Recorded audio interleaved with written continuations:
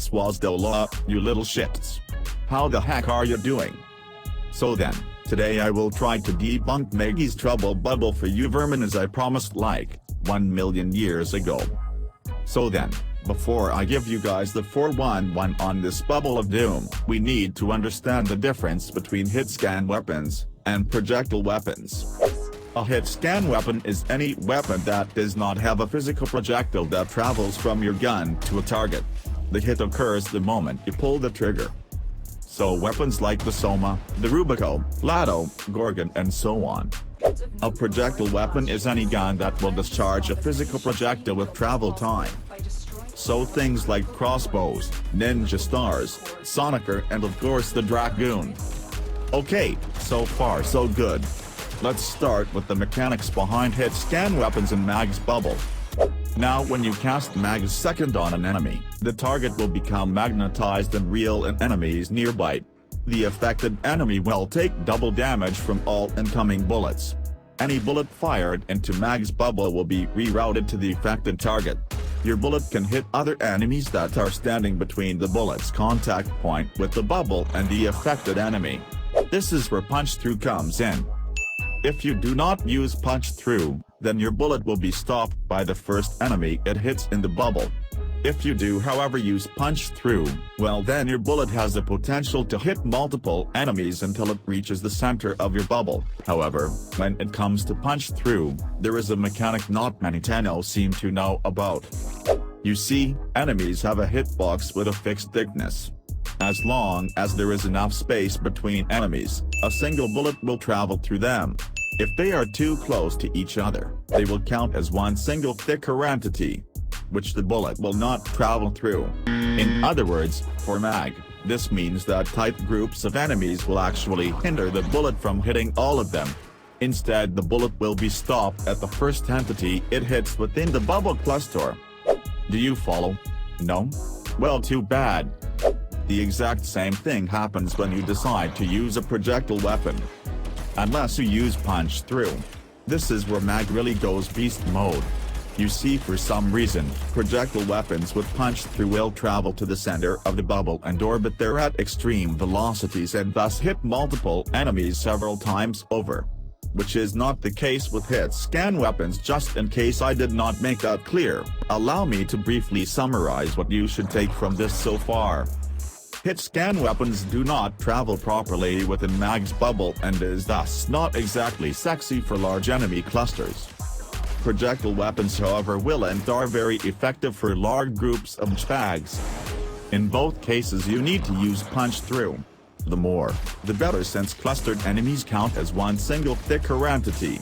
So your punch through should exceed the total thickness of the group you are shooting at for maximum effectiveness. Okay? Do you understand? Good.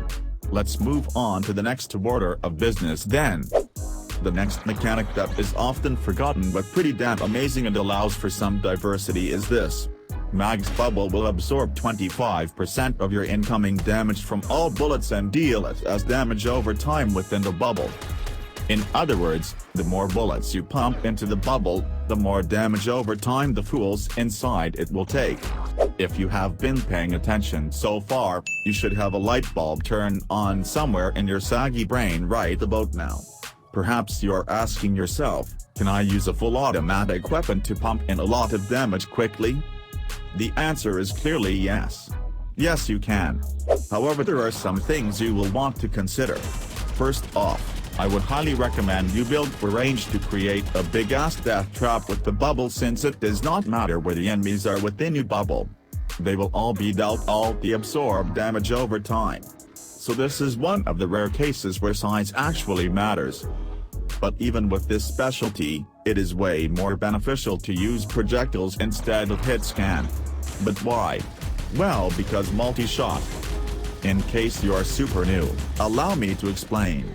Multi-shot is a modification to your weapons that will cause more bullets to be fired per shot without any extra ammo consumption. Now with hit scan weapons, that multi-shot mechanic is ignored in Mag's Trouble Bubble. Projectiles however will all be accounted for. So instead of a Soma for example, I would rather use a super and spray hundreds of bullets into the freaking bubble within seconds. But guess what? It gets better. So far all of this is fine and dandy, but you can go even one step further. And this is where beam weapons come into play. You see, a beam weapon does not have any bullets at all, as rather a continuous stream of damage which you can modify for multi shot that will increase the damage potential just like criticals would. You can also increase the fire rate for more ticks of damage per second, all of which will ramp up the damage over time within the bubble very rapidly. I'd recommend either the Ignis Wraith or the Embolist. Those two currently being the highest physical damage beam weapons in game. Now with that out of the way, I think it is time to speak about the third mechanic of Mag's death bubble. But first, I will boldly assume you have probably heard that many Tenno love to use gas as a damage type for Mag's bubble. And though these Tenno are not wrong, I would still recommend you use corrosion anyway. You see, here is the thing. If the target affected by Mag's bubble is killed, the bubble will explode when its timer runs out. This explosion can and will deal stupid damage to everything cat in its radius. Now take a wild guess how you can influence that explosion's damage. If you guessed that it is influenced by all the damage the damn bubble absorbs, then you are right on the money. The more damage you feed into the bubble, the more damage the explosion will deal. And this is where corrosion becomes relevant. If you are using the bubble as an AoE death trap, since a beam or properly modified projectile weapon will effectively hit every enemy in the bubble plus their fuck, it kinda makes sense to strip the enemy's armor to make them way more susceptible to the final explosion's damage. After all, you want to murder them and not tickle them. Naturally this is mainly for Grenier. Against Corpus, you can stick with gas, and against Infested you can do whatever the hell you want. Well then, that is pretty much all you need to know about Mag's bubble. There are other synergies with other Warframe abilities that you might find fun, but I suppose I will save those for another day. So let's quickly summarize. Tactic 1. A smaller bubble with decent ability strength combined with projectile weapons that are intentionally modded for high punch through. This is excellent if you want to actively kill a group of enemies fast. Tactic 2. A big-ass bubble that you will use as a death trap by pumping in stupid amounts of damage and thus increase its damage over time and final explosion damage. This is ideal if you want to create choke points that will kill everything that step too close while you enjoy a cup of Earl Grey. If this is the strategy you like to use, then you do not need to concern yourself with punch-through and rather with high fire rates and multi-shot. Whether you prefer a beam or a projectile weapon is totally up to you. Both will get the job done. There you have it. Mag's bubble debunked. Now don't forget to like and subscribe to this shitty channel. And fuck off.